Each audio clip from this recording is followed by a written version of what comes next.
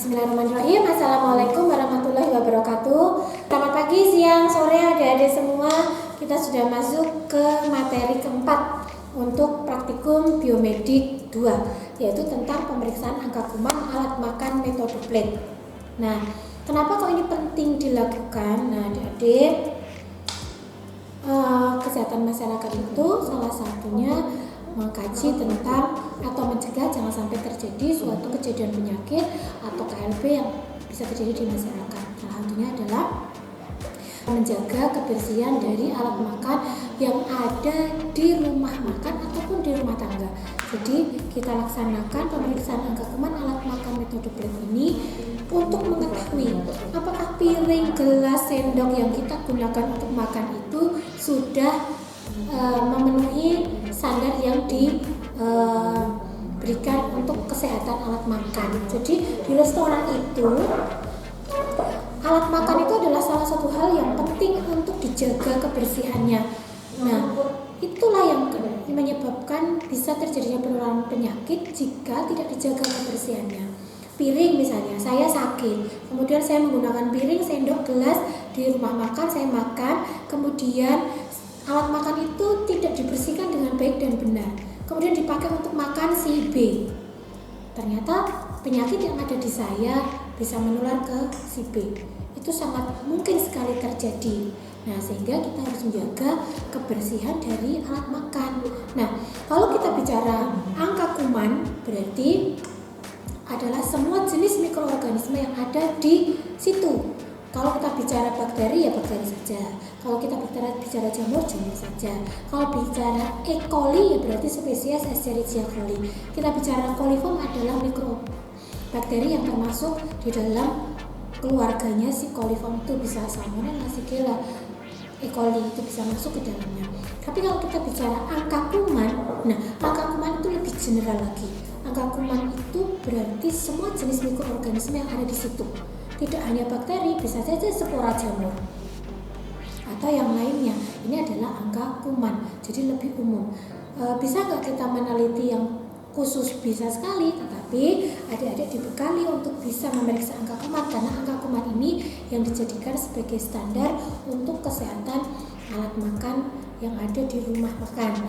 Nah, besok kalau saya mau penelitian tentang misalnya rumah makan itu kok rame banget, coba dicek alat makannya, apakah memang sudah memenuhi standar kesehatan atau belum. Jangan-jangan ketika dicek angka kumannya ribuan. Nah, ini ngeri banget ya. Berarti di situ bisa terjadi proses penularan penyakit melalui alat makan yang tidak dibersihkan dengan baik dan benar.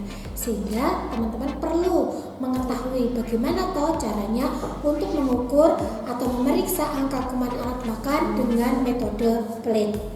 Baik. Bahannya nanti silahkan dibaca, alat dan bahan cara kerja bisa dilihat juga di buku petunjuk praktikum. Tapi di sini ada alat dan bahan yang belum Bu Yuni perkenalkan. Dari awal tadi kan pertemuan pertama kemarin sudah dikenalkan semua alat-alat yang akan digunakan. Tapi di sini ada yang digunakan adalah mika plastik. Mika plastik itu dipakai untuk apa? Mika plastik itu dipakai untuk pembatas bagian mana yang akan kita ambil sampelnya, yang akan kita usap untuk kita ambil sampel angka kumannya, itu menggunakan mika plastik. Nah, kemudian di sini menggunakan medianya adalah PCA steril. Kemudian ada juga NaCl. Nah, NaCl-nya juga harus NaCl steril. Pokoknya kalau kita bekerja di mikrobiologi semuanya harus steril. Tidak boleh yang tidak steril itu ikut dipakai untuk bekerja. Itu ya. Nah, yang digunakan adalah PCA steril, plate con agar. Di sini masih kelihatan ya, PCA itu yang padat, plate con agar yang media padat. Kemudian ada larutan NaCl 0,85 atau garam fisiologis. Ini fungsinya untuk apa? Fungsinya ketika nanti misalnya adik-adik ngambil sampel angka kuman alat makan di restoran X. Nah, kalian kan datang ke sana. Nah, sudah mengambil sampel angka kumannya, sudah di alat makan sudah dicek. Nah, itu dimasukkan di mana?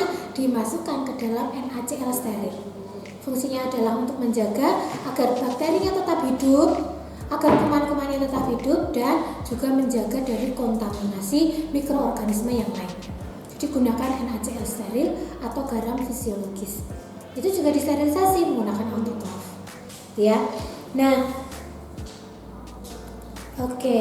Jadi nanti teman-teman akan melihat berapa jumlah kuman yang ada di alat makan yang diteliti. Sebelum kita gunakan mika, kemudian lidinya memang sudah steril ya, lidi kapasnya itu sudah steril.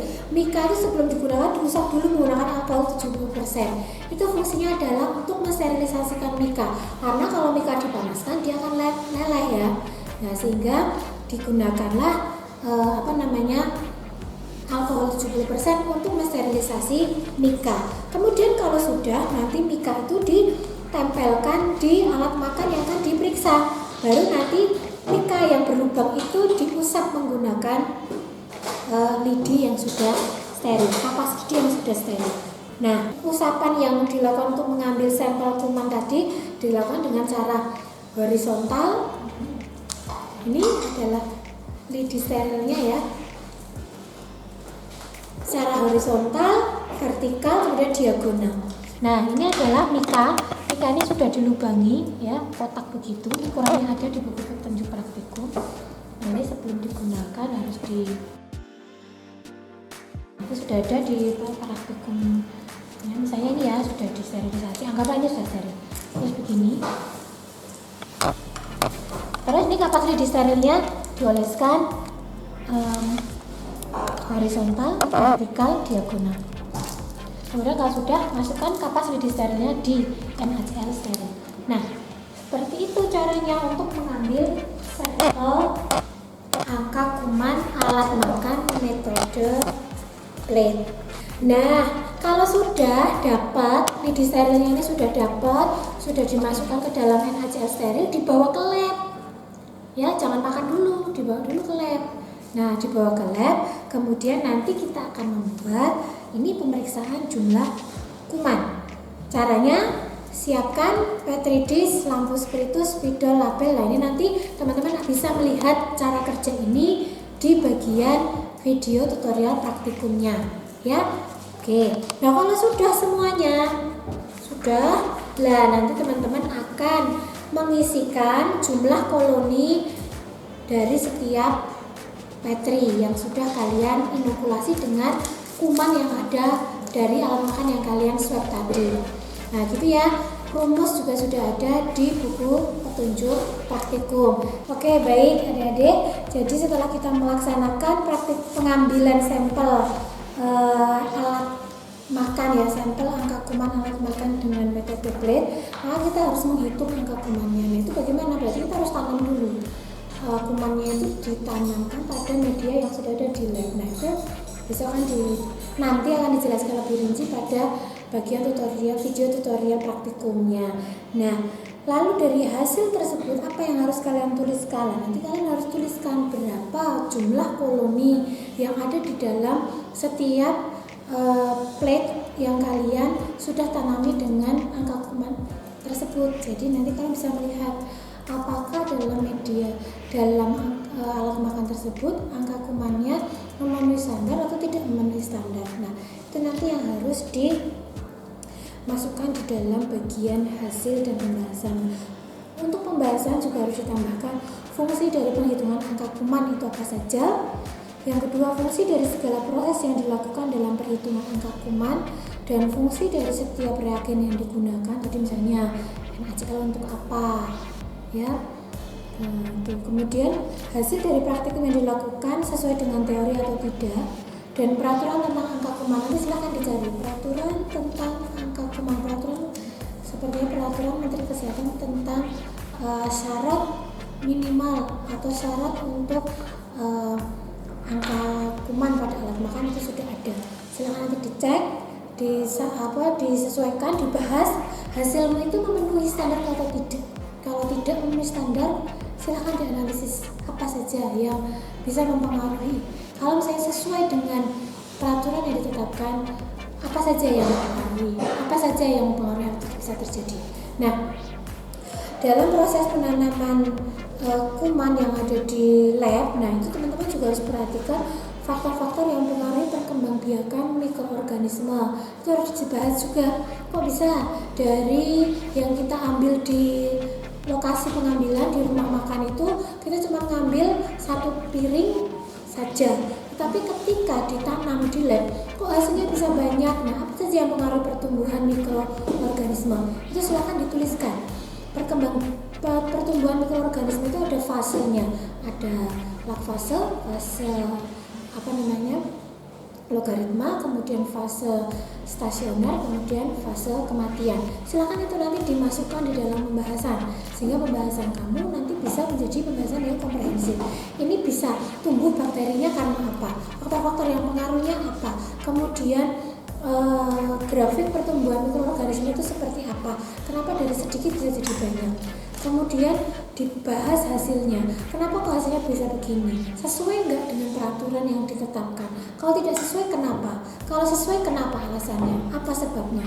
Silakan itu nanti dimasukkan di dalam pembahasan yang kamu buat di dalam laporan.